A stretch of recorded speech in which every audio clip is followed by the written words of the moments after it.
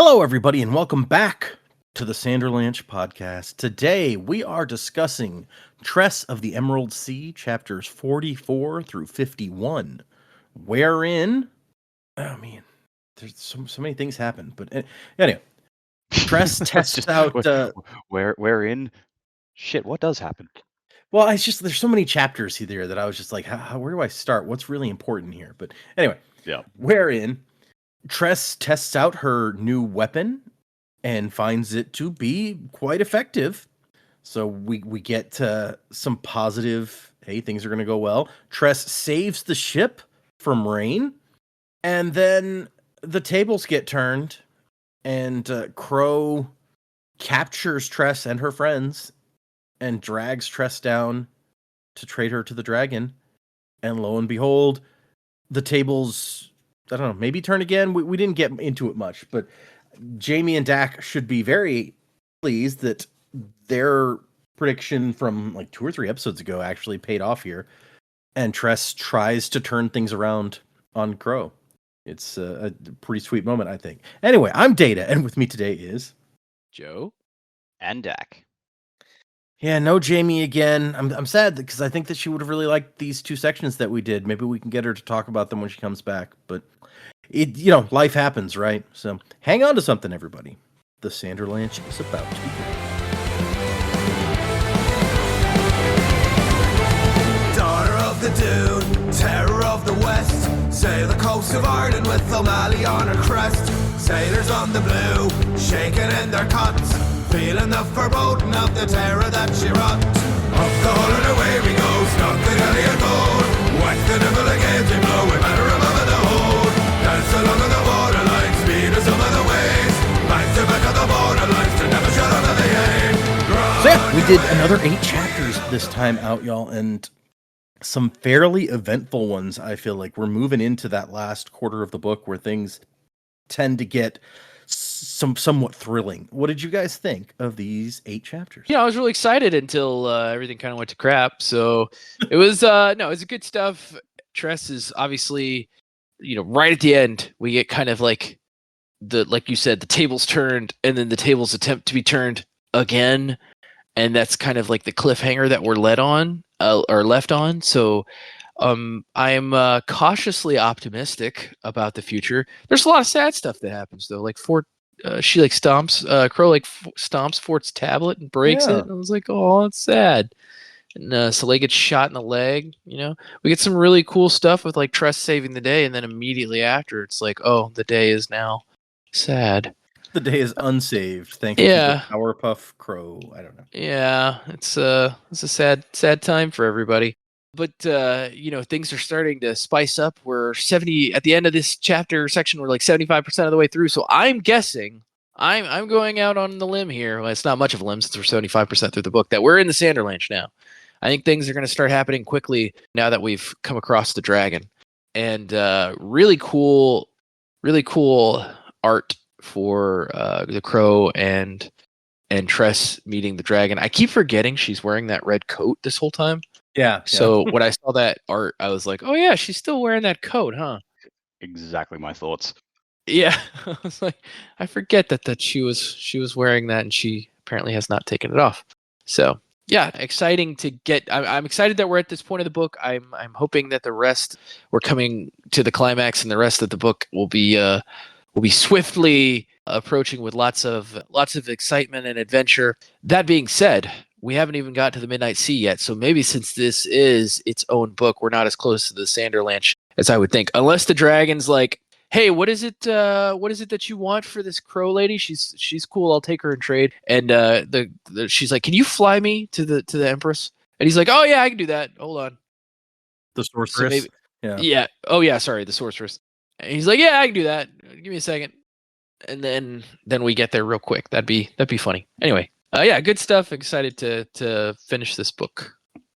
That would certainly make it easier on the crew, not having to try to sail through the Midnight Sea or whatever. Oh yeah. But I want you guys to think that was going to be one of the predictions I wanted to ask you for when we get to the end, is if Tress manages to talk the dragon into this trade, what does she ask for in return? So Yeah, it's difficult because it's like she's got her friends on the ship. Does she do something that benefits them, or does she do something that only benefits herself? Like, what is she? Mhm. What is she going to do? Which I mean, not having Crow in like mess up their lives is a benefit to them, surely. True. Yeah. But they still got Laggert to deal with, which I guess wouldn't be too difficult. But also, like, how does she communicate to that? Them? Does she ride up on the dragon and she's like, "Hey, everybody, the dragon took Crow. I gotta go. It's your ship now. Bye." Like, what does that? What does that look like? See ya, suckers. Yeah, I don't feel like that's too Tress in nature, is to be like, I'll see you guys later. Good right. luck. Like, she takes a little more responsibility for people than that. But Okay, Dak. How vindicated do you feel about your theory being correct here? Oh, brilliant! I'm just like, all right, cool, love it. This is exactly what I wanted. Yes, no, I had a good time with these chapters. I feel like they started a bit slower, just like with the testing of the flare. I'm like, I feel like this isn't gonna work and thankfully they pointed it out. It's like, well, if you just shoot her with the flare, like the vines are still gonna catch it. Like, so you got to kind of miss. I'm like, all right, we'll just give the flare gun to Anne. Problem solved. Yeah, probably true. She'd shoot Ford or somebody with it, though. Yeah, but good set of chapters. Yeah, the mutiny was very, very sad, especially when the tablet got broken. I'm like, oh man, like, like Yeah, those don't yeah, grow you on could have done trees. anything else, and like, no, that was like the one thing this guy valued most, which I know is the point. And like, this is obviously the intended reaction, but it's just like, fuck you, Crow. I wasn't expecting it to be. Again, it makes sense from a character perspective, but she's just like, here are some pistols. And it's like, well, what's that going to do? If we just shoot you, the vines will catch you. Yeah, but if you kill Laggett, then I'll declare it a loss. And Laggett's like, fucking what? I love that. Yeah. And then Anne gets a hold of the gun, and Crow says, "Hey, don't move, or I'll shoot you. Which one do you want to face down?" And he's just like, "Yep, okay, good point." Yeah, 100%. Yeah. Yeah. So yeah, no, like that was all really good, but yeah, then we get to the dragon, and like it obviously it ends on Tress turning the tables and trying to put the spin on, which is a massive shocker. But I'm just like, yeah, I saw this one coming, and I'm so happy it paid off. I don't know how the dragon is going to react to it, but yeah, when she said it, I'm just like, fuck yeah, girl, you do it. I'd never in a million years would have seen that coming my first read through. So when you both, I think Jaymee said it first, and then you followed up, or vice versa. I don't remember. I was just like, oh man, that's a good call. Yeah, I'm very happy with that. Oh man, so yes, that is the big question, though, right? Is like, how does the dragon react to this? Yeah, I mean, we haven't even heard him talk. So Yep. I don't know. Like my most recent D&D campaign, we were playing like the party was approaching an elder dragon just to get some information, and like this thing just watching us approach and like silent, silent, silent. And then we do our thing, and it's like, all right, so he agrees to do the thing, and then he starts talking, and the DM puts on the biggest fucking Matt Berry impression I've ever heard. I'm like, this is not where I thought this was going. Yeah, but it was like it was hilarious. So now I was like, man, if Shesis starts talking like Matt Berry, that'll be interesting. It's funny. I think what I did like a really like hillbilly accent one time for a dragon. That was fun. Oh yeah. I remember his name was Vexalanthus, and he liked jokes. In order for them to get something out of the dragon, they had to tell him a funny joke. Do the stand-up routine. Brilliant. Yeah, it would be funny to me if the dragon was just like, "Oh, I don't do trades anymore. I found that like really inconvenient for me, so I'm just gonna take both of you." I'm just an asshole now. Yeah, I just do my own thing. It's called kidnapping. I'd like to see anyone stop me down here at the bottom of the Crimson Sea. It's kidnapping, except you brought yourself, so everyone thinks you made a trade. And then it's like, Yeah, what is he's like abducting him, and then Hoyd just face plants down the hole, and she's just like, "Oh, what the fuck are you doing here?" Probably, right? and then Hoyd starts babbling, and she's just like, "The fuck happened? Hang on a minute," and she just fixes him, and Hoyd's like, "Oh, thank God." I wonder if he can do that. Yeah, okay. Like, Mm. we don't know much about the sorceress, so we have no idea what her power level is compared to like dragon. Yeah. Also, I just want to point out the whole section where Hoyd is narrating and he's talking about like dragons in this universe. I'm like, well, this is cool because it sort of carries a bit of weight, with the Cosmere in general. Mhm. We know there are dragons out there. This is the first time we've seen in dragon form on page that we know for certain. Like, we've had suspicions about another character being a dragon, but haven't really seen that confirmation yet. So it was cool to get this little section where Hoyd's talking about dragons and what they're like in the Cosmere, and then we see this one in all his glory. Yeah, lots of people in the fandom very excited to have a face to face with the dragon for the first time here. Yeah. And as Joe said, the artwork is fucking gorgeous. It was, again, it was a page before he showed up, but yeah, at least this point, it's not really a spoiler because you know he's coming. Oh yeah, they did that again in Yep. the physical book. Mhm. Yeah, in the electronic book it was after. Yeah, it's Yep. at the end of the chapter in our version. Yeah, no, it's like the That's page, wild. the page before he wanders into the cavern. I'm like, I mean, yeah, you knew he was coming, but even so, That's weird. Yeah, although you both, it was the first secret project, so maybe they learned from their mistakes pretty quickly. yeah, maybe.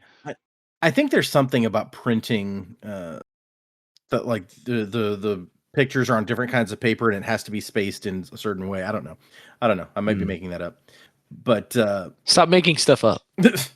you both met. I went back to look at the picture, and I remembered you both mentioned the fact that it's like I totally forget she's wearing that coat. Happens to be every time. I'm like, who is that? Oh, okay, Tress with the coat. Right. Yeah, I think it's just because it hasn't been talked on page for so long that you're like, oh yeah, that's what she's wearing. Yeah. That's I why feel she. like I assumed that. It's like Sorry. that's why she conquers the Crimson Sea because she's wearing the crimson coat. This sea is now my bitch. Yeah. I feel like I always just assumed that she got some other clothes other than the stolen clothes. But I mean, she's a pirate now, so what are you gonna do? Yeah. Yeah, I doubt they've been friendly enough to be like, hey, you want more clothes? I mean, they stopped at a couple of towns. I don't know if she has any money though. So okay, yeah. Yeah. Also, she wouldn't allow it off the ship on one of the towns. That's true. And she didn't get off the ship. The other one, the captain was like, "Yeah, go," and she's like, "No, I don't want to." So yeah, maybe she hasn't been off the ship. Okay. Anyway, let's get into these chapters, y'all. We start out with kind of an emotional Hoyd moment where he's like, "Look, I've been pretending that I didn't remember who the Dougs were and just calling them all Dougs, but Oh, I forgot about this bit. Yeah, this is fucking heartbreaking. And then it's just like, why are we just making them all Dougs? Like, this guy sounds like an alright dude. yeah, the guy who died was called Paxson, and his sister is also on the crew, and there's just a whole long thing about like what a great guy Paxson was, and I'm like, oh man, Yeah, and it's like, what? Hang on, what? Like, yeah, this is where it just feels like, okay, the narration like probably didn't need to be as kooky as it was with regards to the Dougs. yeah. I think this is Brandon's way of being like, halfway into the story, I realized this is probably not cool just naming them all Dougs. So I'm gonna have this like moment where Hoyd's kind of like, yeah, they're not just Dougs. Like this guy was a guy. Yeah. The Doug thing is all fun and games until this point, and then it's like, oh, It's all fun and games until someone gets perforated. it's very much like the tone of the book in general that we've talked about, where it swings from like the whimsy to the like, oh my god. So yeah, it kind of fits actually. I guess. But Tress, it says that Tress feels responsible for what happened. She's the one who convinced everyone to go here. And maybe this wouldn't have happened if they'd gone at a different time. Meanwhile, she's working on her spore inventions. Hank is talking up a storm, telling her all sorts of fun rat stories about different rat communities and stuff. And she iterates with these flares. She like packages with different amounts of spores to try to test and figure out what the best thing is, which will work best. And she's still having some internal struggle, especially after that death, where she's like how many lives am I risking here by forcing this to save one guy? Like, I've made friends with this crew. Am I really going to put them all in danger of dying just for the one guy I came out here for? Which is a fair question. And she manages to find a place to practice with these flare shots. Not actually flares anymore, but And she tricks Laggard into like letting her go down into the hold uninterrupted. Basically, he's like, "Yeah, I'll look out. Make sure nobody else bothers you." And she was like, "Wow, that was actually a pleasant exchange I had with this guy for the first time ever. I wonder if something's wrong with him. Just Liger's just that horrible. We talked last week about how like Laggart is just he's just that villain that has no redeeming qualities that we know of. He's just a jerk. He's just the worst. I mean, he was friendly. He's the Meredith Amaram of Tress with the Emerald Sea. I don't know. The Meredith Amaram thing was way more personal for I guess Kaladin. That's true. Yeah. Well, for Kaladin, I feel like it wasn't really for Amaram. That's true. Yeah. He didn't even seem to recognize Kaladin the first time they. He's like, "Who are you?" Yeah. Oh, yeah. Now I'm scared. You're that guy. Who was that? Who was the dude in Warbreaker? Like the really condescending palace clerk who kept selling series like screw the God King and shut the hell up. Like this is that guy.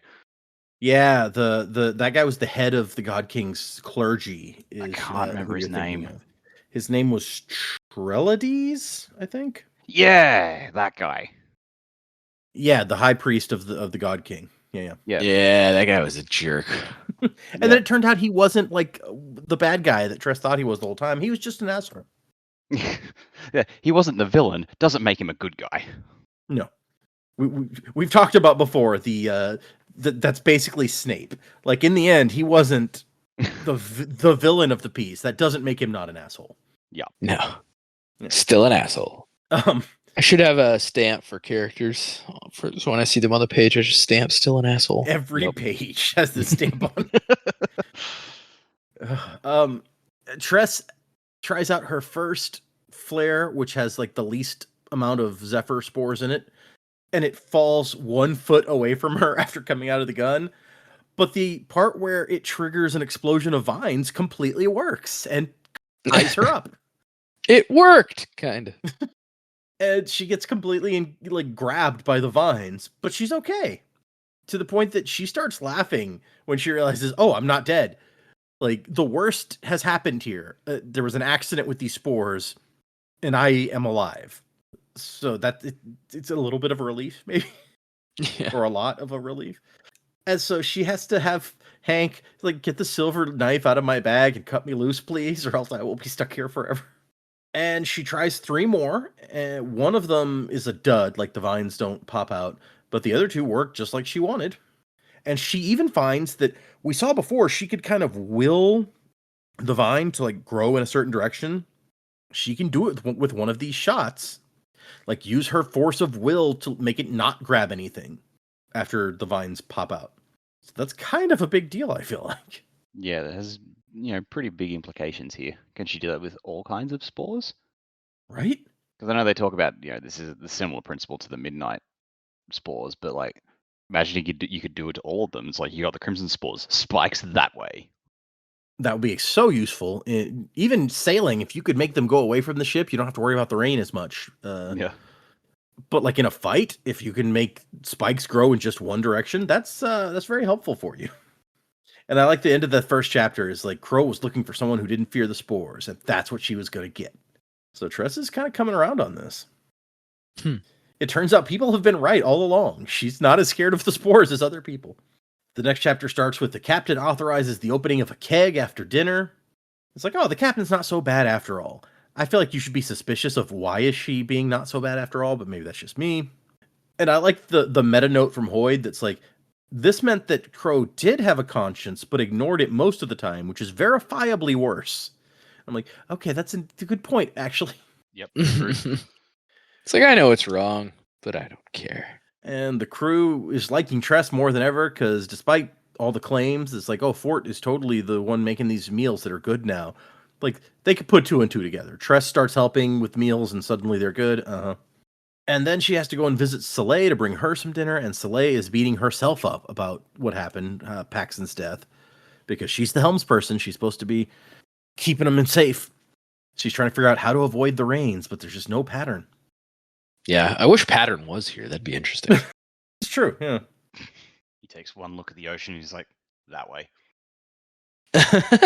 Maybe, yeah. He is real good at spotting those. It's right in the name. We find out more about what Soleil is out here for. We knew she was looking for her father, but apparently Like, he was pressed into labor because of his debts, and she's been trying to hunt him down to pay off his debts so he can get out. Which I feel like if you're really wanting to get the debts paid, you should make that easier for people. It's like, I want to give you money. Maybe Take the money. that's the point. They don't want the debts paid. They just want the free labor. It's probably true. Probably worth a lot more in the long term. And so she's just going from port to port with the ship looking for her dad, which is just also very, very sad. And Slay's beating herself up, like, oh, I'm failing at all of this. If only we knew where the captain was taking us, then I could at least plan for how long we'll be out here. And Tress is like, oh, well, I know that. I probably should have told you earlier. She's taking us to see the dragon. And Slay's like, seriously, the dragon's real? Yeah, Ulam says he is. And the captain has books that say he is. So. She accepts this very readily. It's like, Ulam says he's real. Well, Ulam would know. And that's all the convincing she needs. That's true. Yeah. It's like, oh, well, okay. She says, Ulam would probably know. Yeah. Oh, which reminds me, somebody commented on something we did not bring up last episode, which I meant to mention and then completely forgot when we got there. There is a line about, let me bring it up real quick. When they're talking about, let's see here. She's trying to get out of Hoyd, like how to get to the Sorceress's Island. You remember that discussion, right? Yep.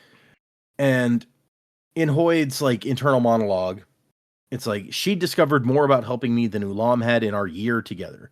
The stupid shapeshifter was enjoying this.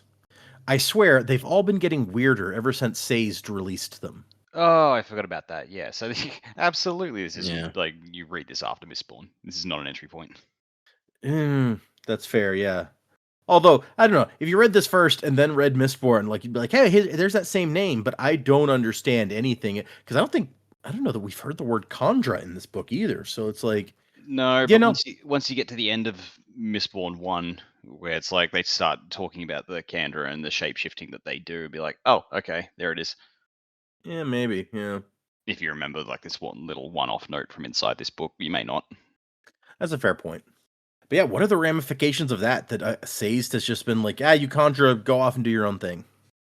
I thought that was like when he sent them to space or whatever. Or is this going a step further and saying like he's released them from his service completely? That's what I took from it, but oh, okay. I thought it just meant he released them from the planet. But yeah, maybe you're right. That's what I thought as well. Okay, I hadn't considered that possibility. I mean, we know he sent Melon on a mission to another planet at the end of The Lost Metal. But, okay. Interesting. Hadn't thought about it that way. Yeah, I mean, you're right, Data. I mean, you know more than us, so maybe he's like, nah, you guys go do your own thing now. Either way, I guess there's, whether or not they're following his orders still, there's Khandra out in the galaxy at this point, doing who knows what. I mean, clearly, it doesn't seem like Ulam is on any specific Harmony-related mission. He's just chilling. Right. Okay, let's see. And yeah, there's also a discussion in the Discord about how to correctly pronounce the dragon's name. And let's see. Once I said, I think I said Zcs in the first time that we saw it, and they're like, "Is that seriously how you're saying that name?" And I was like, "Yeah, that's how I'd say it in my head." And they're like, Brandon says it more like rhyming with crisis. So like Zesis, Zysis, something like that. Okay. Zysis is how this person says it. So, however you guys say it, I already got flack because I say Marisai weird. So, I'm going to do me. You guys do you. It is interesting to me, like, when you first read a book, you're not the author. You don't necessarily know how they pronounce the names unless it's like a super normal name. It is funny to me, like how people get real like particular about it. It's like, I get it. The author had a specific thing in mind, but it's like also the first time you experience, it's like that's what I thought they were called. Yeah, like I thought Dumbledore was Dumbledore, Hermione was Hermione. I thought I thought Hagrid was Hagrid. Yep, I did too. And it wasn't until someone said it's like, no, Hagrid as in hag because he's so hairy. I'm like, oh yeah, that makes more sense. See, and for me it was like I didn't know how they said it until the movies were coming out, and even then they say Voldemort, which is incorrect. Yeah. Weirdly, I think Hermione is one that I got exactly right the first time I read one of the books without ever having known it beforehand, and it was a weird one. I was like, I'm this is just how I'm gonna go ahead and try to pronounce it, and then Right. you go see the movies, and I was like, I was right. How cool is that? Yeah, but Fucking called it. but originally Voldemort was supposed to be pronounced Voldemort, and in the audiobooks, I think that is the way they pronounce it still. But then, like Interesting. when they made the movies, they're just like Voldemort. I'm like, okay, He's not even French. What are we doing? Voldemort. I think Voldemort is more intimidating than Voldemort. maybe that's why they went that way with it. Probably. Could be.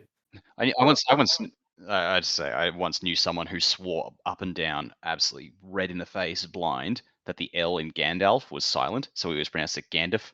Gandalf. Interesting. I don't know where he got that from, but my No. God, the passion behind this guy, Yeah. and just like, no, it's pronounced Gandalf. Gandalf. Okay. Oh man, and I'm gonna go out on a limb here. Maybe it's not a limb, maybe it's not a hot take, but I think his Elvish name is cooler than Gandalf. Was he Aloran? Yeah. No, he's Mithrandir. Oh, Mithrandir, Mithrandir. No, yeah, sorry, Aloran was his like spirit name or whatever. Yeah. Yeah, So many names Mithrandir this guy's is pretty gotta have. boss. I mean, when he's fighting the Balrog on the bridge, he like just lists off all his various titles, and that Balrog is very patiently just letting you finish. That's the polite thing to do Yeah. in that sort of situation. He's like, I'm gonna let you finish. I'm an ancient thing. I'm not going anywhere. I mean, that it's like they're Balrog was trying to get them out of his house. Like he was just chilling in the bottom, and then Pippin dropped a dead orc into his cup of cocoa. yeah. Frickin' Pippin, fool of a took, I tell you. There's a Dresden Files book where they come face to face with like a frost giant or something, and part of the entire process of this fight is you have to like get up and brag about who you are and the things you've done before Oh, the man. fight starts. I don't know what book that's in. I haven't gotten there yet, but I'm excited. I remember Great. exactly what scene. It's quite a good one. Yeah, it is. I don't know that I plan on watching the new Harry Potter show, but I'm curious if they'll make any like major pronunciation changes from the movies, like M.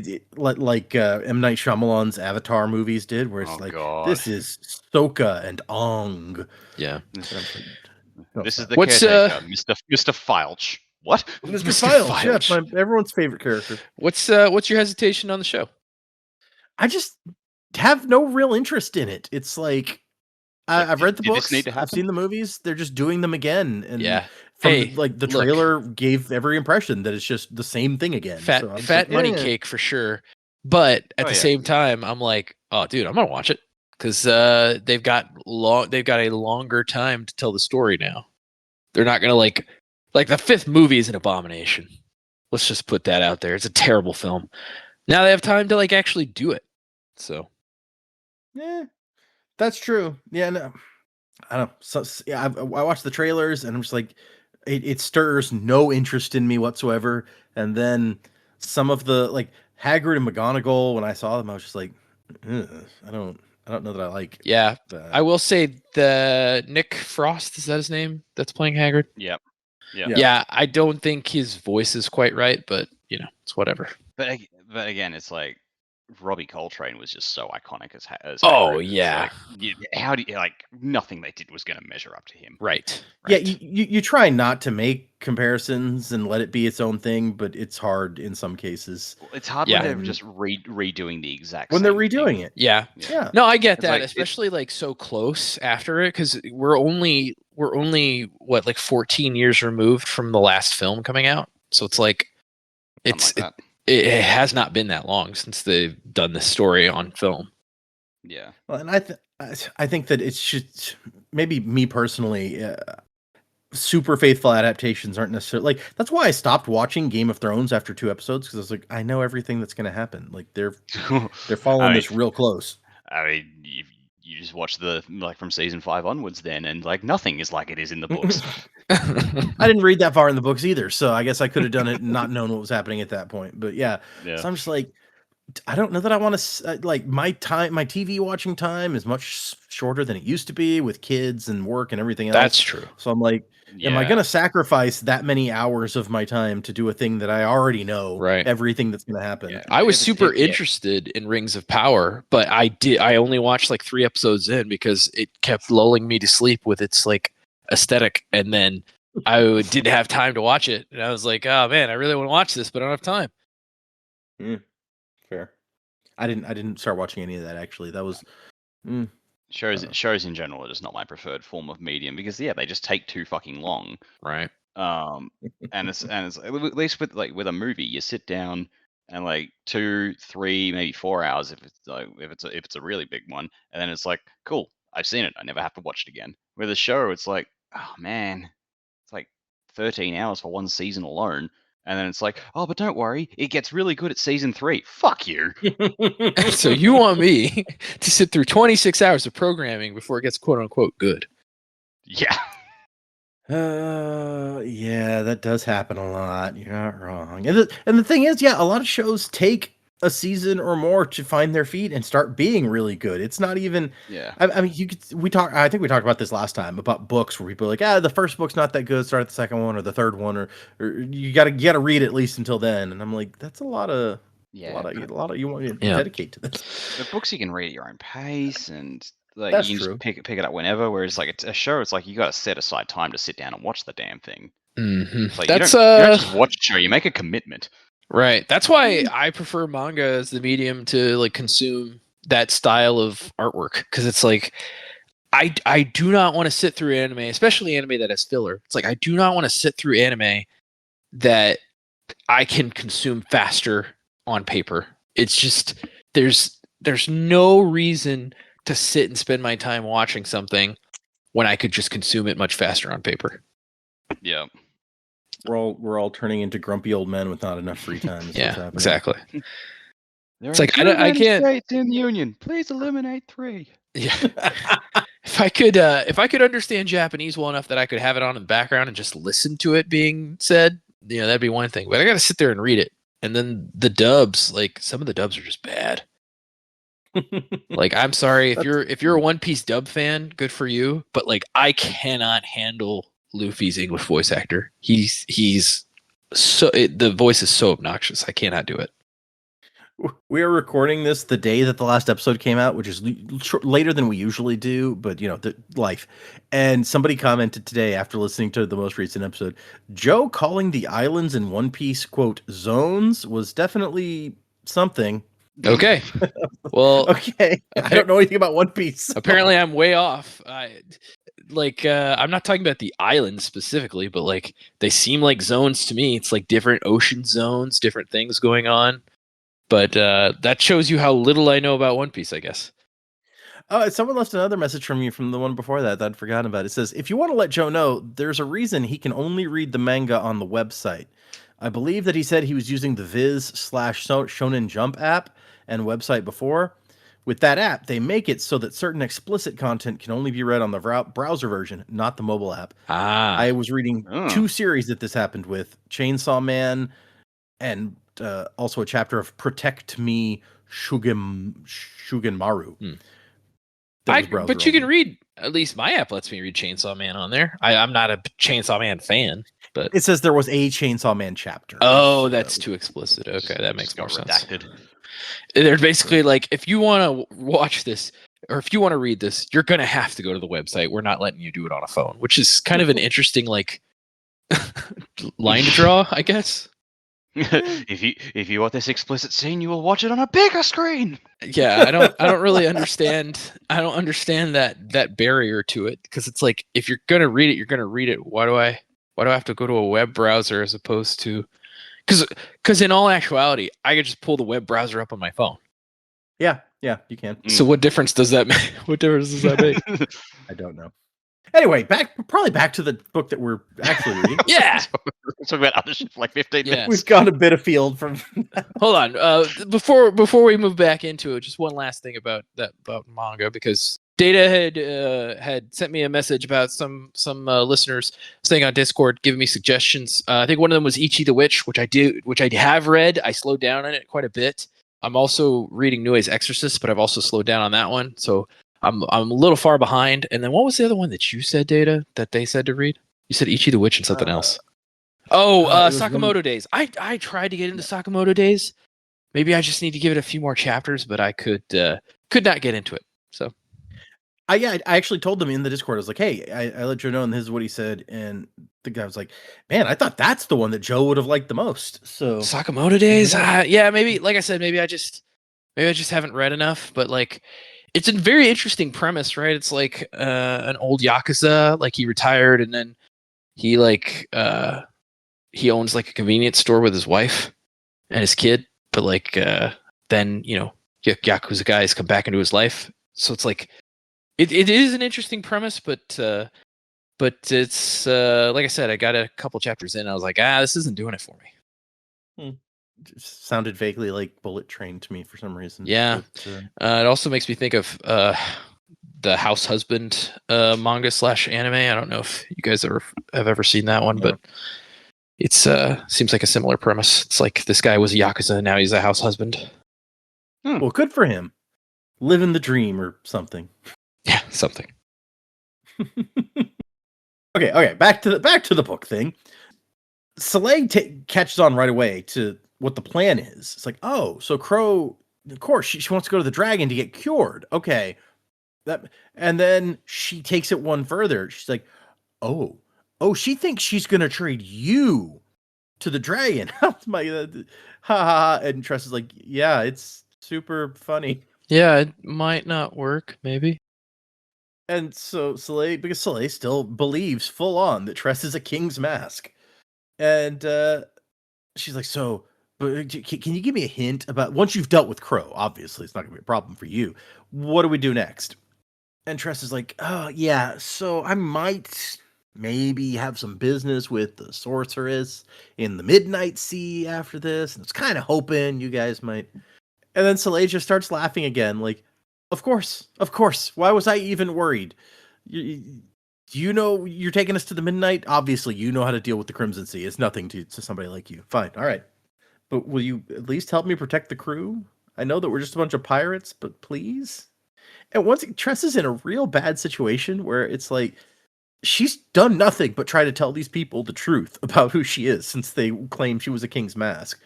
But, like, this is Soleil's hope right here. Yeah. That's dangling. I gotta say, like, it comes up a bit after the duel with Crow that goes horribly wrong, where Soleil finally realizes that Tress is not a king's mask. I'm like, okay, there had better be someone who shows up who has in fact been a king's mask the whole time, or else this whole subplot is going to feel just a bit, just a bit fatty, a bit excess that didn't. We still don't even know if king's masks are real. So yeah, okay. So I'm really just hoping maybe like Laggett turns around and goes, actually, I am a king. Hi. I mean, I know that like they're not allowed to say it or anything, but like it turns out, even if it's just hinted, because otherwise it's like this whole King's Mask thing just seems like Soleil just brought it up out of nowhere. It has informed her character since then, like through and through, and then finally that hope gets crushed. I'm like, this just seems like excessive. I don't know.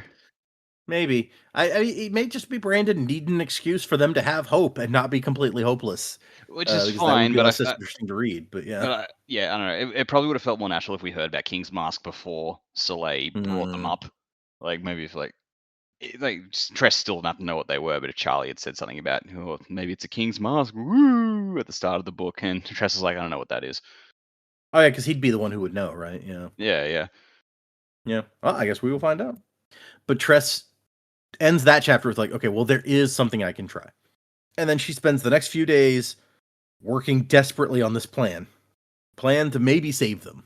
She's growing vines and testing out different stuff, and she's like, the verdant aether is almost playful, like responds to her mental commands in exchange for water, which is very reminiscent to me once again of white sand, and I can see why you would compare the two when they were like, there's like bone spores, because that's exactly how white sand works. It does what you tell it to, and then it gets water from you. So I had forgotten that, but yes, you're right. And she feels like they're getting close to the dragon's lair. The spore fall is getting bigger and bigger. They're approaching the moon, or where the moon hangs over. The lunagri is what it's called, where the moon hangs over the planet. And we also get a note from Hoyd at some point that it's like, the spore seas they're not flat. They're more like, it's like sand at the bottom of an hourglass. There is a mound where they come down. It's just that the slope is so shallow so gradual that it's hard to tell until you start getting real close, and you're at this point they're kind of like sailing up. And Tress is thinking about next steps, like what am I going to do to get to the sorceress after all this? I'm going to need my own ship, like a boat that I can sail by myself, so I don't have to drag all these people into death. And Hank's over here like, or maybe what you should do is give up. Our good guy Hank here seems to be the downer on this section of the chapter. Yeah. And he reveals that at their last stop, he talked to some rats and got some more information about the Sorceress's Island. There are 3 challenges you must face to reach the Sorceress. The first is just crossing the Midnight Sea in general. The Sorceress somehow has control of all of the creatures made of midnight essence that the rain creates on the Midnight Sea. The sorceress must just be like hooked up to an IV drip full of water to feed. Right? I was like, is she in a tank of water at all times or something? Because Tress had one tiny rat and she almost died. And if you survive that, you have to face her guardians, a force of metal men, completely indestructible. They capture anyone who sets foot on the island, and captives don't even get to meet the sorceress. So don't think that you can go and be like, I give up, and they'll take you to her. I was trying to think, like, that note about, indestructible, like, things. Is that awakening stuff that's kind of like that army at the end of Warbreaker? This is where my mind went. Yeah. Yeah, maybe. Like, if somebody's awakened like metal men, we know that metal's even harder to awaken than other stuff because of Nightblood, so that would be a lot of breath, yeah. Mm. For some reason, it makes me think of, like, the Men of Red and Gold that Autonomy was sending to attack Scadrial or whatever. But Yeah. I don't know. Just that's just my first thought when you say like some weird faceless army that we don't know anything about. And then, if you get past them somehow, the sorceress lives in a tower made of indestructible metal that you cannot climb. The door, it has a mysterious lock that no one can get through, and the only other way in is a small window that her ravens travel in and out of. So basically, you can't do it. Very Odin-like. Like, yes, go, my ravens. Yeah, the ravens are a very specific touch, right? Yeah. And Tress is like, well, she thinks about that for a while. It's like, that does all sound very difficult. Map, I'll think about that later. I got to get past the dragon first. And goes back to what she's doing. Yeah, so, like, yeah, if I can't get past the dragon, it's a moot point anyway. Yeah. That's true. I've got bigger problems, Hank. Leave me alone. And then we get a scene where Ulam has agreed to help test the flares. And it works. She gets them to grab him, and he's like, hey, that's pretty good. It's like, yeah, that'll probably work on Crow. And I don't know about anybody else, but Ulam is so kind of random that after this scene, my thought is like, is he just going to go tell Crow about this? Yeah. I was thinking the same thing. I was like, wait, can she trust Ulam to, like, not that he would do it maybe maliciously, but like he might just be like, oh, hey, yeah, Tress working on this thing. It's pretty cool. I get the impression that, like, because he doesn't help against Crow at all. Right. Like, just refuses, just says it's not proper. I get the feeling he's here specifically on the mission from Says to keep an eye on Hoyd, and so he will only intervene if Hoyd is in danger. Interesting. And he's having such a good time seeing Hoyd as an idiot that he's just like, I'm gonna. We've already said, like, oh yeah, he milks this for fucking years. And it's like, he's like, oh yeah, like, why would I give up this cushy little job? Like, Hoyd and I can get dumped out into the Spore Sea, and we'll just walk along the bottom until we get back to civilization. We'll be fine. You guys do what you got to do. Yeah, that was kind of an incredible revelation. I feel like where he's like, oh yeah, we could totally just walk along the bottom of the sea and be fine. I mean, take you a while, but I guess you don't really care about that.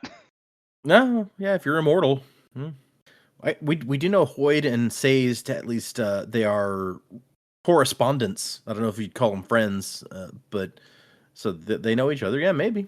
And enough that Says is clearly sent.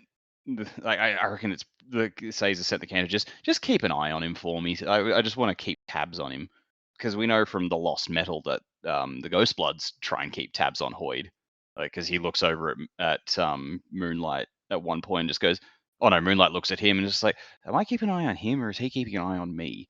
Yeah, you're right. Probably a lot of people try to spy on Hoyd with regularity. I wonder how he handles that. I mean, we know in the Stormlight books, like those guys from the 17th Shard are looking for him, and he's just like, "Yeah, I got him chasing their tails." It's kind of funny. Yeah. And was it autonomy or endowment in one of the letters? Just like, yeah, I've noticed you coming onto my turf, boy. Fuck off. Yep. Yeah, that was the endowment. Yep. And I like Ulam gets out of the vines by just digesting some of them in strategic spots, which kind of amazes Tress. But and he's impressed by how she invented these flare things, the vine flares. I keep calling them flares because that's what they're made from, but they don't flare. So I'm like, that's not really a good word for them. We need a better word. And he's like, I'm really impressed. I must have your brain once you're through with it. And she's like, no, you cannot have my brain. Has everyone taken their pressure pills? Yes. Stop asking. And he says, you haven't the nerves of a pirate yet, I'm afraid. I could insert some. It's a 35% agony-free process. Oh my god. I don't know how you measure that, but it sounds horrible. Good news, everyone. It's 35% agony free. So is Farnsworth in so many ways. You're not Oh wrong. my god, he is too. And then he asks about her hands because she has such excellent penmanship. I'm not sure that's in the hands, my man. No one gives Ogden Wernstrom an A-. I'm sorry, but penmanship counts. Yeah, exactly. See? He fucking is. He's just Farnsworth. He's a shape-shifting Farnsworth. It's amazing. Oh man. He's got all the monsters in his drawer. And he's like, I suppose I could still part with and still be feared. What? I could. The thing is, I could totally see Farnsworth talking about how he's grafting faces onto something. Yeah. Yeah. He's like, well, think of what I could do with those hands. Oh, everyone's in favor of saving Hitler's brain, but when you put it in the body of a great white shark, oh, suddenly you've gone too far. Mom would so do that. Yeah, no, they are so. Oh, How did I not notice this before? Well, Professor Ulam. Yeah. And then Ulam's like, so how are you going to convince everyone else to join you in the mutiny? And so, well, I've kind of convinced them that I'm a king's mask. Oh my, how did you manage that? Accidentally. As these things happen accidentally. Yeah. Oh my, yes. Oh my, yes. And then Hoyd shows up. Have you heard my latest poem?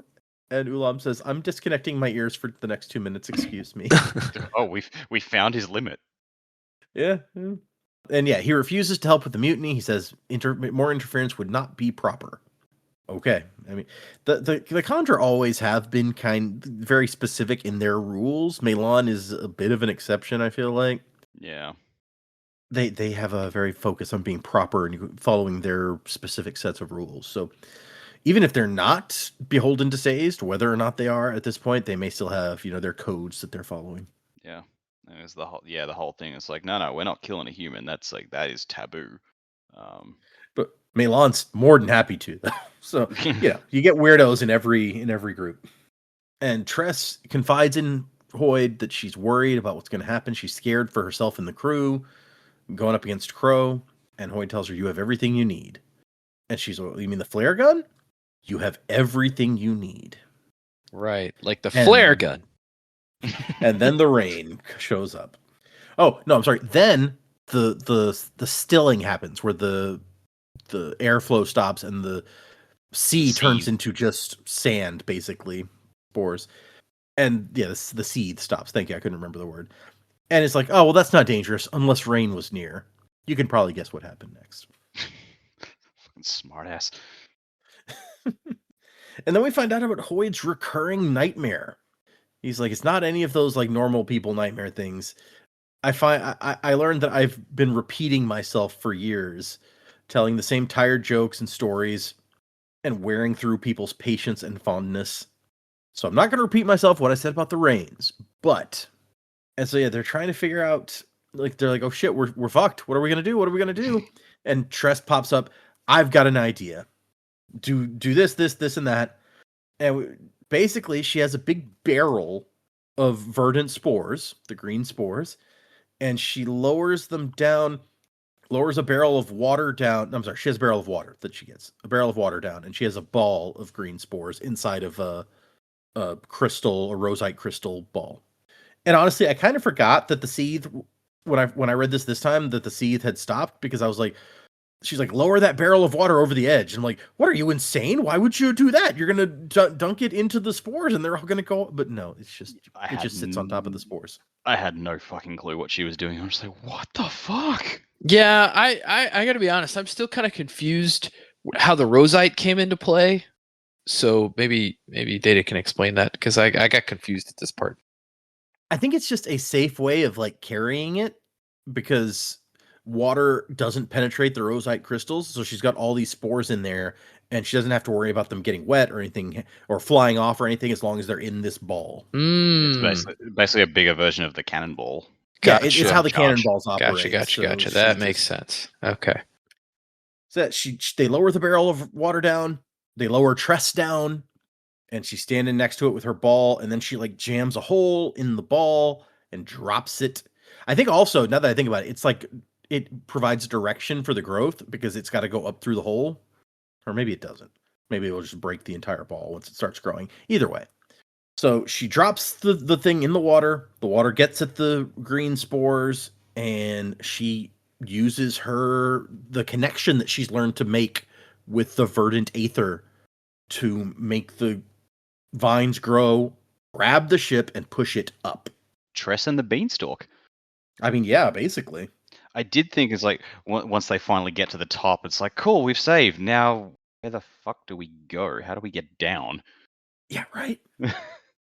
Also, there was the notes like, oh, I've left some midnight spores on the desk. Oh, no time for that now. I'm like, oh, that's not going to be good. Yeah, did you guys pick up on... I meant to ask that when we passed there. It's like that something weird is going on there. Yeah. Yeah, no, I picked up on it. I was like, why would she have left midnight spores out? She knows better than that. Well, like we haven't seen her using them. So, our first hint about Crow. And I also like the note that as the vine lifts the ship up, Tress is still tied to the ship. So she also gets pulled up. But fortunately, beyond that, the crew starts pulling on her rope to pull her up, which is good because when the spikes reach the ship, it says that they reach just almost to her feet when they grow from the rain. So she very narrowly escaped death there, thanks to her friends. And it wasn't even just one stream of rain, two like streamers of rain hit the ship from different directions at the same time. It really feels like someone's out to get them, despite Hoyt insisting that no, this is just natural occurrence. Yeah, it's like oh, like the sea that stops, we're frozen in place, and two bands of rain happen to hit exactly where we stopped at the same time. That seems more than mere coincidence. For real. And I love that Crow has just been standing on the deck like, yeah, we're gonna die. I mean, I didn't want to die, but what the hell am I gonna do? I was in a musical one time where the whole song, one of the songs was just "He's Gonna Die." Not a warrior. It was called "When in Rome," I think, and it was basically like it was like kind of like a farce, but set in ancient Rome. It's kind of interesting. Okay, interesting. I had to look that up. I'm like, he's gonna die. One of the local companies is doing Frozen this year, so I'm going to audition for that. Yeah. Oh, nice. He's Gonna Die is basically, if I remember the premise of the song correctly, this guy is basically a street urchin with delusions of grandeur, and at one point he has to fight as a gladiator, and so basically the whole song is about how he's definitely going to die. Okay. That kind of makes sense, yeah. Nice. And even after Tress saves them, Crow is really even keeled with the whole thing. And she's like, huh, all right then. But Dak's question comes up of now we're way up in the air. What do we do? But there's training for this. How the fuck is there training for this?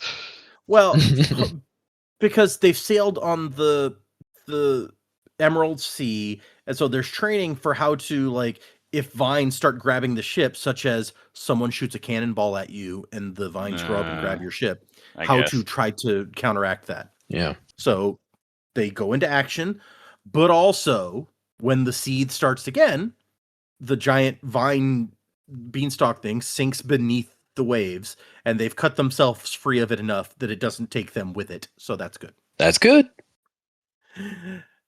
And the question does come up, I think, again. It's like, what is the bottom of the league? What happens to all the stuff that sinks to the bottom of the sea? And Brandon has actually, I went out and read some Q&As about, I was looking for information about the birds and how the hell the birds function on this planet. I didn't find anything interesting about that.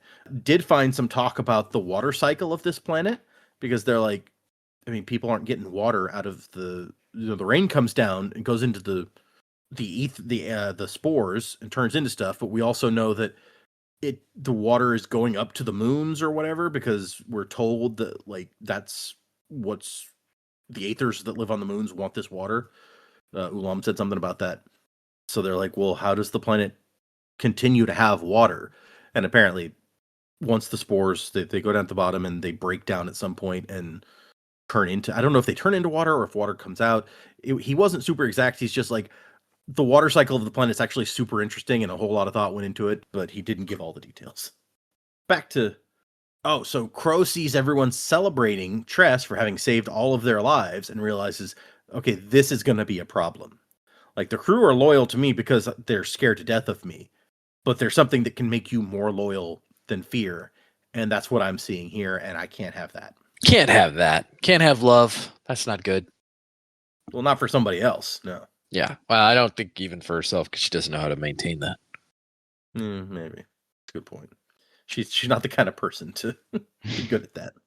And so we go to a meeting with Ford and Anne and Soleil and Tress, where they're talking about the situation and what's going to happen. And they're like, well, we're not going to let her trade Tress. And Tress is like, well, I mean, and Ford's like, what, really? You'd let her trade you? And he's like, well, I mean, you don't die serving the dragon. Maybe I can find a way to get free. You know, if it keeps you guys safe. And they're like, well, yeah, but we won't be safe. We still Like, got we'll her. be with Crow. Yeah. And we'd have to live with it, with like what she's made us do. And we can't do that. So it's like, okay, mutiny tomorrow. And Fort's even like, I've got the keys to the captain's quarters. We go in while she's asleep, capture her. It's done. And that's when Tress feels something she's felt before. I sense something, a presence I've not felt since. Yeah, exactly. That's what I was thinking too. But she notices a weird shadow, and it is the Midnight Essence. Crow is controlling some Midnight Essence to spy on them, and she knows what we've just talked about. And then Laggert shows up. He's like, hey, the captain wants to see all four of you. How convenient to find you in the same place. Shows up. She opens the door and he's there with a gun pointed straight at her head. Yep. And Tress tries to be bold. Like, yeah, you can't hurt me. The captain needs me. And he's like, that's true. So he shoots Soleil in the leg instead. This classic. You know something, Dr. Jones? You're absolutely right. Shoots his dad. Yeah, exactly. Like, we have seen that before, and it works so well. Flawless. Love it. 10 out of 10. And so they take him up to the deck, and Crow is just like, mutiny against me. I didn't think you had it in you. I'm impressed. Ulam tries to make some weird comment about hands when she's like, I have to hand it to you, Tress. And Ulam's like, what, hands? Shut up, Ulam. Okay, sorry. And then she's like, okay, you know what? Here's 3 pistols and 4 of you. Let's have a fight. I mean, Soleil's not in good condition, but that's not my problem. All of you against me, just to prove that I'm not scared of any of you. And that, well, the spores won't let us kill you. And Crow's like, oh, well, don't shoot me then. If you kill Laggert before I deal with the 3 of you, I'll step down. And Laggert's over here like, wait, what? Wait, what? Oh, no, wait just a second. That wasn't discussed with me. And then she goes, put your pistol away, Laggert, and stand there like a good target. I mean, do you really want to be on her side, my dude? Like, come on. It's like the one guy who's actually on your side in all. It's like, yeah, shoot him, and I'll say that you won. He's like, what? But boss. But boss, I do good. And when it starts, and Crow takes them apart. It's like not even a contest. She is good at what she does. This almost feels like a Wolverine, like I'm the best at what I do, bub situation. She's like, you think I need these vines? I don't need these vines. These vines need me. Yeah, she does it without them. Yeah. She just like without even like her gun, she just like beats them all. Not that Tress is capable of putting up much of a fight. Like this is not her area of expertise at all. But she gets punched and knocked down. It's like Fort is a big dude. Like Yep. Fort is a massive dude, and like she just yeah annihilates him. And the only person who actually manages to get a hold of one of those pistols is Anne. And Crow sees her. She's like, "Yeah, go ahead." And Laggers tries to move, and she's like, "Leave your post, Cannon Master, and I'll shoot you myself. Think carefully about which bullet you'd rather risk." He's like, "Okay, yeah, fair." Touche. And Anne lines up her shot, and after a long moment of like, the text keeps us with it for a minute here. And it's like she steadied her arm, she aimed, she fired, and missed by at least half a length of a boat. Which who couldn't have seen that coming? Mm-hmm. How'd you go? And you think, oh, maybe she's learned. Maybe she has not learned. No. And then Crow pushes her down, and I love it's like the scrappy woman came back up with a knife and death in her eyes. And I was like, oh yeah, Anne, here we go. But no, Crow has a hold of Tress's flare gun, and she shoots Anne in the chest, and the vines wrap her up, and the captain's like, for cheating. No knives allowed. And then it turns out, we're lowering anchor. We've actually arrived at the Dragon Slayer. I told you all that we still had 2 more days, because if you know there's a mutiny happening, you always tell them that. Yeah. Cowards will wait till the last possible moment. I feel like that was hinted at earlier by something that were we inside Crow's head earlier, and she was like, yeah, something about like 2 days, but it wasn't going to take that long, basically. I think it may have been Hoyd narration, but yeah, it was. We got a little hint about it. Yeah, earlier, you're right. And then like just a hole opens up. Like there's a whirlpool, and spores drain away, and there's just like a tunnel. And Crow takes Tress, and she's like, "All right, we're going. If we don't come back in an hour, Laggert, kill one of them." And Hoyd whispers to Tress, "You still have everything you need." And that brings us to our last chapter, The Dragon. And Hoyd tells us the spore seas aren't that deep relatively, but still, like a couple of 100 yards hike to the bottom feels longer when you're walking through a tunnel of deadly spores. And they make it into a vast chamber, but also made of spores. And there's like columns, there's like architecture down here, but it's spores. And Tress is trying to figure out what the hell Hoyd meant. You have everything you need. I feel like you're giving him more credit than you probably should, given the stuff that Hoyd usually says to you, but whatever. And we also get the note that dragon, the word dragon, the idea of dragon, has filtered its way into nearly every society in the Cosmere. It's not like Doug, which just kind of randomly pops up. This is intentional on the dragon's part. They have made certain they are known and remembered. And he gives us, like Dak mentioned, a lot of interesting information about dragons. And I won't go into all the details here, but it's way more than we've ever gotten before. He describes this dragon specifically, Zysys, whatever however you guys want to pronounce the damn name. He has metallic ridges and horns on his like red body, but he's also got like silvery hair and a beard. Which I did have to, skip back to the illustration. It's like, oh, he really does. That's neat. Yeah. And he moves like very smoothly and quickly. Hoyd's like, he's enormous, but he doesn't like make the ground shake when he moves. He has 6 legs, and it says firelight reflected off of his dragon steel. So, hey, there's a word that has come up in a meta context a whole lot. But apparently, like this metal that is part of his body or attached to his body is called dragon steel. Maybe it's just like what they're describing his scales as. It's like it's so hard. It's like steel. It's dragon steel. Mm. Well, it specifies that it's commonly presumed dragons collect hoards of wealth. Maybe this is just because of the otherworldly metal left behind on their corpses. But I've never known a dragon to be fond of riches. So yeah, there's some sort of something there. And then Crow is like, "Dragon Zsyss, I have come to initiate your ancient pact of promise, and I've brought a slave to work in your domain." And the dragon, we don't see the dragon say anything yet. He just kind of looks at them. And then Hoyd's words come back to her. Again, you have everything you need. And Tress is like, "You know what? I got nothing to lose at this point. Let's give it a shot." And she says the exact same thing. Dragons, this is, I have come to initiate your ancient pact of promise. I've brought you this slave to work in your domain. And that's where we end our section. And He's, it I just want the dragon to be like, so wait, who am I talking to here? You? What's happening? Shut up, man! You're going off script.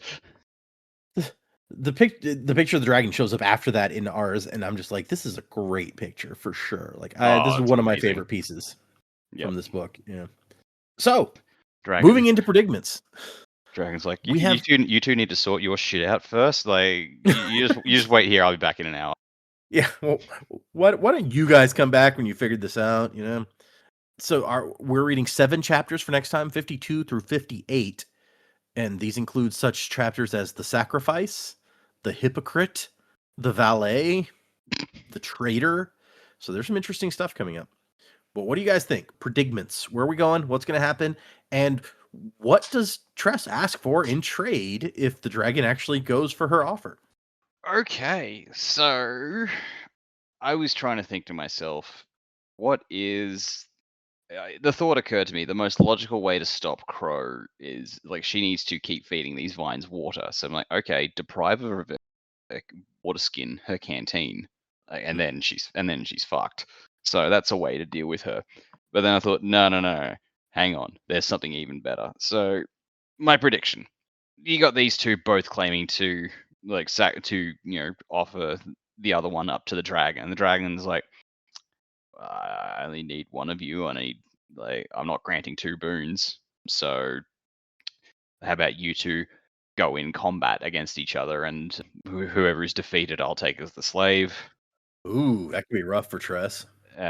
Well, it could be, except we have seen if Tress wills it hard enough, she can control the vines. True. So what happens if Crow's vines start coming out and Tress redirects them back on her? Oh, like turn her own advantage against her. That could be cool. Yeah. It's like all she has to do is just force Crow to a point where the vines come out, and then like somehow like she pits her will against Crow's, because we saw her do. We already saw her do it this chapter with the Midnight Essence. So it's like maybe she just tries that again on a bigger scale, and it's more of a fight because these ones are in Crow, but Crow is just not expecting this at all, and so that's the advantage that Tress has. And yeah, like let's just see how that goes down. I have no idea if that's actually going to happen, but it's just like the idea of Tress using her control over the vines to turn Crow's vines against her. It's like that's just too awesome of an image in my head to pass up. Yeah, that would be genius. I love that. Yeah. We know that these particular vines kind of have, I don't want to call it a mind of their own. They have like a purpose where they're having to defend Crow. But we also established here that there's a limit to that, where it's like if it's not an immediate threat to Crow, then they're not triggered. Yeah. And so if Tress could control them in a way that would not be like super threatening directly to her, that could totally work.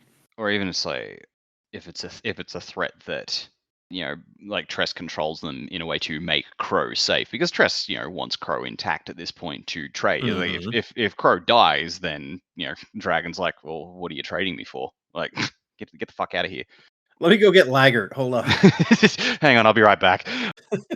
But yeah, no, like if Tress can get the vines to immobilize it, like I don't know, she uses some zephyrs to blow a bit of the ceiling out, and it looks like, oh, Crow, you're going to be crushed. But then Tress summons the vines out of her to wrap her up in a cocoon or something. It's like, all right, drags the cocoon over to the dragon's like, here you go. You might need to open the package, but there's your slave. That's ingenious. I love that. Yep. I would be on board for this. Yeah. So yeah, that's it. May not be what does happen, but God, I hope it does. Yeah.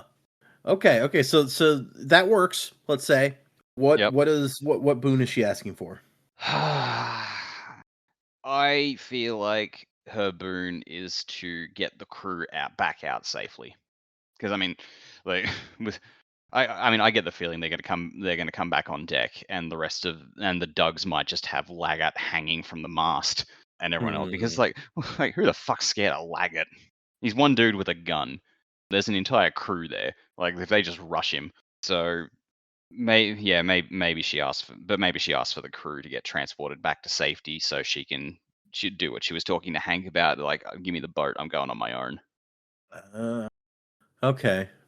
No, I guess I could see that. That does seem like more of her deal than the other possibility that we talked about, where she's like, "I'm leaving. Good luck, y'all." Yeah, no, Yeah. Okay. it really seems like she's getting very hung on. I have no right to bring these people into my shit. I brought them onto the Crimson Sea. One of them's already dead because of that. I can't take them onto the Midnight Sea as well. Like, it's gonna have to be like, I'm gonna have to go by myself. Now, whether or not I can't speak as to whether or not the crew will allow her to go on her own. Like, maybe Soleil will, like, just so betrayed by what she thought was a king's mask and is actually just a person. But Fort might just give her a bag of goodies. Maybe like Hank and maybe Hoyd will join her for the ride. But yeah, yeah, she's probably gonna have to go it alone. Yeah, I was actually going to ask, like, about those two specifically. Do we think Hank, mostly Hank, but also like as a secondary Hoyd, do we think that they would end up going on this Hank, trip? Hank, I think definitely, because Tress is his friend. Tress is the one he talked to. Like, none of the other crew know about Hank. He's just like, they're It's just true. gonna see a rat and then set the cat on Yeah. him. What's he gonna say? It's like, no, I'm a friend of Tress, and they'd be like, oh my god, it talks, kill it. So I don't see Hank bailing out. I think he's like your lovable coward who just sticks with her through thick and thin, even when he's like, this is a bad idea. Okay, yeah. But yeah, Hoyd, I don't know. Oh, also, I feel like if Hoyd comes, then Ulam's probably like, ah, shit, jump into the spores and just walk after them. Oh yeah, maybe, because that's kind of why he's here. That's a good point. Yeah, but yeah, at the very least, Tress and Hank. Okay. Well, that could prove very interesting. All right, no, you put some thought into this, and I like it. You got some good possibilities. Yeah, I still have this grand image of Tress riding the dragon.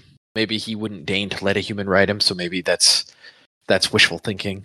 But I kind of like Dak's direction with it. Maybe she. I do think she's somehow going to be able to make this deal with the dragon. Maybe Tress is such a nice lady that she's like, hey, so you can have her as a slave. That's what I want to trade you. In return, can you like cure her of her problem? And then she has the ability to just walk back to the ship and be like, hey, Crow's gonna stay, but also she's cured, so she's a lot nicer now. So what do you guys want to do with your ship? And they're like, we'll help you, Tress. And so they all sail to the Midnight Sea together. I'm feeling that's more of a Tress thing to do than be like, see you suckers. So I kind of like that idea that she gives Crow up to the dragon, but then at the same time says, hey, dragon, can you like cure her thing? And then Crow will be like happy and annoyed at the same time. So yeah, that's kind of where I see that going. Then Tress comes back up to her friends and they're like, oh man, you made it back, you're amazing. And she's like, yeah, look, just give me a boat and I'll be on my way to the Midnight Sea. And they're like, no, we're gonna take you. So I think maybe that's where we're headed on this one. You think the crew would be more likely to try to go along with her at this point? For sure. I don't think they would abandon her. Even after I was going to say she lied to them. She didn't lie to them. She constantly told them she was not a king's mask. But yeah, in all actuality, I think a reasonable person would realize, like, we put that on you. You kept trying to tell us you weren't that thing, but at the same time, like, we couldn't believe you weren't that thing because that's what the thing would say. So it's one of those sticky wickets. Fair. Yeah. Depending on what she asked for, it might be hard for her to get there without them. So even if I feel like Dak has a good point that like she wouldn't want to put them in any more danger, especially not after what we read in these chapters where she's feeling real guilty about it. But she might not have a choice if she wants to get Charlie, which just makes me feel more sorry for her probably. But whatever. Okay, we've got two like similar but a little bit opposed sets of predicaments. And we shall see next time if either of them come to pass, I guess. Let's do... It's 2 more episodes, yeah? There are 2 more episodes in this book. That is right. We're doing 7 chapters for next time, and then we have 6 chapters and an epilogue after that, and then we are done. And we will move into... At this point, pretty much anybody could guess. We talked about it before even. We're going to do Dawn Shard next, and that's the 4 episodes for that one. So... we'll knock both of these out before we move into the next big thing. Let's do a few emails. We still got a lot in our... Oh my goodness, and we have 4 more since the last time I looked. Goodness, okay, we got a lot of emails. Let's try to knock out a few of them. This one is from Scott, and the title is Starting with Tress. Hi all, in the most recent episode, 272, Dak asked if anyone started their Cosmere journey with Tress. Well, I didn't start there. I actually discovered Brandon from finishing The Wheel of Time, and have been a Cosmere fan since Words of Radiance came out. But I'm in a book club, and each month, one member picks a book for the group. We did Tress last summer, and Yumi just a month ago. Both were received very well, better than I thought they'd be, with an average 4 out of 5 among the group. All the Cosmere references went right over them, and anything weird like Nalthian tech was no less weird than spores. It even prompted several of them to ask me for Cosmere recommendations. So I think it can be a good place to start, and I think it's some of Brandon's best writing. Okay, neat. I'm glad to have this differing perspective. Yeah. And that's the thing, maybe we have too much perspective to be like, well, if you don't understand this, then you're not going to understand this, and this is going to be confusing. Like, that can also be a detriment as like assessing something as being like, well, we have too much perspective to be able to say like a new reader's going to be able to enjoy this. Yeah. Yeah. I think I was probably the same way, where it's like, I see all the things some of the most exciting things for me are like the nuggets of information we get that relate to the wider Cosmere, right? Because it's like, I'm always on the lookout for that stuff. And so I'm like, well, if you didn't get that, then what are you getting out of this? Yeah. book? Yeah. Get it right, Data. It's knowledge nuggets, not nuggets of information. Come on. Thank you for that email. We got another similar one from somebody answering that same question, so I was going to hit that next. This one is from Brennan, also known as Cheese It Fool on the Discord. It's titled Tress and Yumi as a First-Time Reader. Hi, J&D Squared. I'm Cheese It Fool on the Discord and a Shard of Adonalsium on the Patreon. Been a while since I've written in, but I have insight into the discussion around secret projects as a starting point, as that is how I've gotten my wife into Sanderson. And that there's an asterisk on that, and at the bottom it says, P.S. I claim I got her into Sanderson, but really these are all she has read, plus half of Mistborn that she won't finish since the road trip ended. So, sad. Dang. Anyway, while she didn't get into it completely ignorant of the larger Cosmere, because I cannot contain myself enough to facilitate like Data does, she didn't have a huge problem with all the connections drawn in the book. I think that since the first time you're told that Fort's board is awakened Nalthian tech, you're already on your second Spore C sailing vessel, accompanied by a talking rat. It just wasn't that jarring of an insert. Her second Cosmere book was Yumi and the Nightmare Painter, and while the novel is harder to grasp without understanding some realmatic theory, she really enjoyed both stories. I think the tone of the books and the actual story arcs being self-contained helps a lot. We listened to each during a road trip, so she would pause after each chapter to discuss it and what she thought. And she often had questions about some of the tie-in references, but quick explanations were enough to keep her going. I often suggest Warbreaker or Tress as a starting point if I'm enticing people into fantasy and the Cosmere. On a side note, I've ended up with an interesting combination of faring and misting powers that I think will make me an interesting combatant.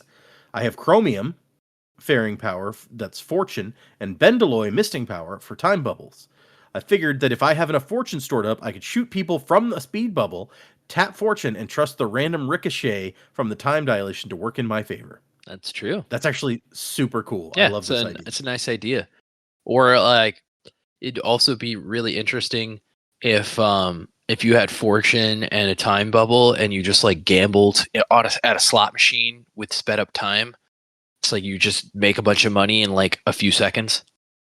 Oh, yeah, that works. Or if you're in a hurry. Could you use the no bubble? use to waste. Could you use the bubble to speed up the time it takes to store something? Oh, that's an interesting question too. Yeah. Or slow down a bubble to slow down time around you in that bubble to be able to use something for a longer stretch of time. Yeah, because if you suddenly find yourself all tapped out of fortune and you really need some, you're like, hold on, let me pop up a bubble and I can store like way more in a short amount of time than I could otherwise. I guess it depends on how fast you can actually store fortune and how bad it is, how unlucky you are while you're storing it. Anyway, been enjoying the Stormlight coverage, and I'm excited to hear the gang go through Dawn Shard, as that is full of excellent knowledge nuggets. Buzzing to the time of next, Colo from Brennan, Truth Watcher, Lux Slider, Sanderlanche listener. So that's awesome. Thank you. I love that you wrote in with what you got and how you see them going together. That's pretty awesome. The next one is from Aldshad, who we've heard from before and has started listening to Don't Gaslight Me, Jesus, because wrote in an email there too. He says, the title of this email is Zephyr is Loud. Hey, Sanderlanche crew, but especially Data this time. In episode 272, you said Zephyr spores would not be as loud as powder. He says, well, the loudness of the gun or cannon is a two-parter. First, bang is created when gases rapidly expand from the barrel. The second one that usually blends into the first one is the projectile breaking the sound barrier, if capable. Even if cannons and Tress don't break the sound barrier, the expanding gas still applies. I don't mean to be a smartass. Take this more as a fun fact. Wasn't to the time of next, Colo, P.S., Basher, Crabs Ahoy, etc. So I guess that's true. The air is still expanding out of there really fast. That's the whole point. Yeah, no, I hadn't thought about it like that.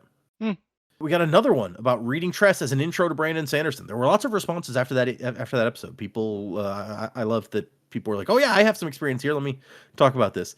This one is from Aaron. It says, "Hey, Sanderlanche crew. In the last episode I listened to, you asked listeners to write in if they had an experience with Tress as an intro to the Cosmere.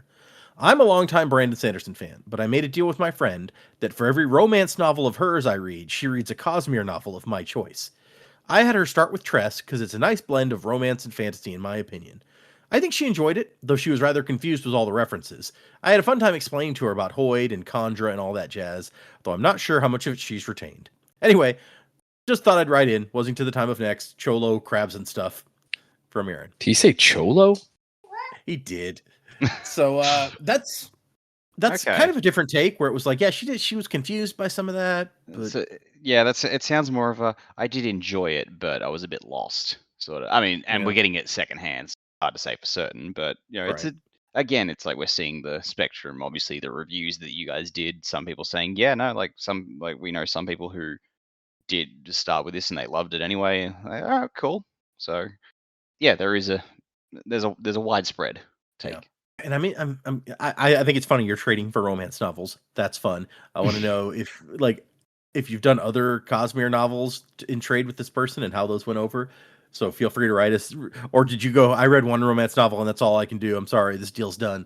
Uh, it's interesting to me that they feel like this is more of a romantic novel than some of the others because at the beginning there's definitely the thing happening with Charlie, right? But there hasn't been much romance for most of the book. I feel like. I mean, she's on a quest to get her damn romance back. It's true. So it's a driving force behind the story for sure. Yeah. It's like it makes me think of the Disney princess movies. Like Walt Disney always said, Cinderella was the most active of the princesses because like, she didn't sit around waiting for her man to come. She bloody well went out and got him. Like that's what Tress is doing, going out and getting him. She certainly is. That's yeah, those classic Disney princesses. Some of them not super active. You see that change when you start getting to the 90s. I think. Yeah. Yeah. Well, that's not. I guess Little Mermaid was 89, and Ariel is definitely the active person in that story. So. Oh yeah. All right, let's do one or two more real short ones here. This one is from Frank. It says it's titled 1 star and says, "I'd love to see a 1-star review episode with all 4 of you guys. You're all awesome. Love the podcast." Thanks, Frank. I appreciate it. Would enjoy doing sometime. It's just like normally that's our fallback for like shit's hit the fan. We need something because we don't want to just not record for a week. Yeah, like usually I'm like I want to be continuing with the books. Like the reason we're here. And honestly, not that it's look, we're not making a bunch of money off of this show. It's not like I'm worried about like YouTube views and stuff so that I can get my the ad revenue up. But I will say that we tend to get a lot fewer, I should say, downloads on the special episodes. Yeah. That are not our normal thing. So it's just people generally aren't as interested in those. So, there's a place for them. And I feel like every once in a while is a good time. I want to give people more of what they want and less of what they don't want as much. Right. We understand, we make no illusions that we have no illusions that you guys come here for necessarily for us. You come here for the Brandon of it all. We're happy to be that. We're happy to be a medium for you to have kind of that experience of like having someone else give you insights into something that you also are thinking about, like a book club. I think that's what we've always tried to be, is like a book club podcast. And so, we don't think you're coming here for us. I think you're coming here for the Brandon, which is kind of the point. And it's fun to have like an experience, even though me, Dak, and Jaymee don't get to have a ton of like back and forth with you as the listeners. It has to be filtered through data, but we still get a little bit of that experience through these emails and all that, and ratings and all that good stuff. So we're happy to be here to do that. I will say though that after the last episode, someone emailed in asking about the about us doing like a summary sort of thing, and we talked about how that would maybe be kind of boring for people. I've been giving it more and more thought since then, and I've almost convinced myself that we need to do like a Stormlight Jeopardy sort of episode where you guys can compete in like a Jeopardy trivia sort of thing. And that I could get behind because it's like, then it's a game that the listeners can play along with us. Yeah, and I can use that to like refresh us on the main story points as trivia questions. I'm still working on exactly how we do like figure out who buzzes in first and stuff. Especially because like, I mean, it could just be like whoever types in the chat first, but then I think Jamie's on her phone usually when she's recording. I record on my phone too. She's on her laptop, but she's on wireless headphones, so she she'll get up and walk around a bit. Yeah. Also, we just say our own name. Lag issues for her. Like she'll. Oh, that's true too. She does sometimes have lag issues. So I'm trying to figure out if there's a good way we can do that, or maybe more of a taking turns thing. I don't know. I don't know. We could do it. It could be as simple as like it's Joe's question, but if he gets it wrong, then one of the other two has the chance to answer, and you could make that secondary answer a randomized order. And then they get like half the points for stealing or something. Yeah, I'm trying to come up with. I thought about that also, like a kind of steal sort of, almost like that's more Family Feud. I was about to say you could make it more Family Feud, where each person gets to try to run a board, and then if they don't get it, another person has a chance to steal. Yeah. So I'm considering some possibilities, and maybe after we do Dawn Shard, we'll do something like that. If you guys listening have suggestions, or even hey, if you just want to send in questions, like this would be a cool trivia question that would be relevant to the remembering important story points, feel free to send those. That would be cool too. I don't promise I'll use any of them, but I'm more than happy to take a look and hear what you guys think. So that's probably enough emails for now. We still have 1, 2, 3, 4, 5, 6, 7, 8. We have 10 emails still, but we cleared a little bit out that time. We also have one new patron this week, so let's go over and acknowledge our new buddy at the Shard of Ananalsium level. Ooh. Which they joined on April 1st, April Fool's Day. I was like, are they tricking me? Are they gonna find some way to be like, no, I'm not really joining your Patreon. I was messing with you. Is Austin joined? Oh well, Austin, thank you so much for joining at the Shard of Ananalsium level. If you see that level is open and you're like, I'll spend $16 for 1 month and then cancel it because I want to be a shard, good on you. You do that thing. So I'm going to give you the power of storing investiture, which the name, hold on, let me look at it again. It's a soul bearer. I think that's relevant for a Shard of Ananalsium. It's a fun name. Yeah, I like that. So thank you, Austin. If anyone wants to join the Patreon, I am almost, by the time this episode comes up, I think I will have one episode left of my reading Isles of the Emberdark for the first time. So that's what's been going up on the Patreon for months now. And after that, we will move into something else. I still, I have to read the novella, is the next thing, the new novella that came out in, oh my gosh. December? Tailored Realities. I kept wanting to say Twisted Realities, and I'm like, that's not the word. Tailored Realities. There was a new novella that I've not read. That's going to be the next thing. And then, if nothing else new comes out, I'm hoping it doesn't. I'm gonna go back to reading Dragonsteel, which I started, I think, like before Wind and Truth came out, and got like 12% of the way through, and posting those episodes on the Patreon. But that's so niche that people are like, well, no, read the new thing that everyone is reading. Give that's us much the more new to us. So I have been away from that for like 2 years now, and that's where I'm going back to if nothing else new has come out, and I feel like I'm gonna have forgotten everything that happened. I'm gonna have to reread that first 12%.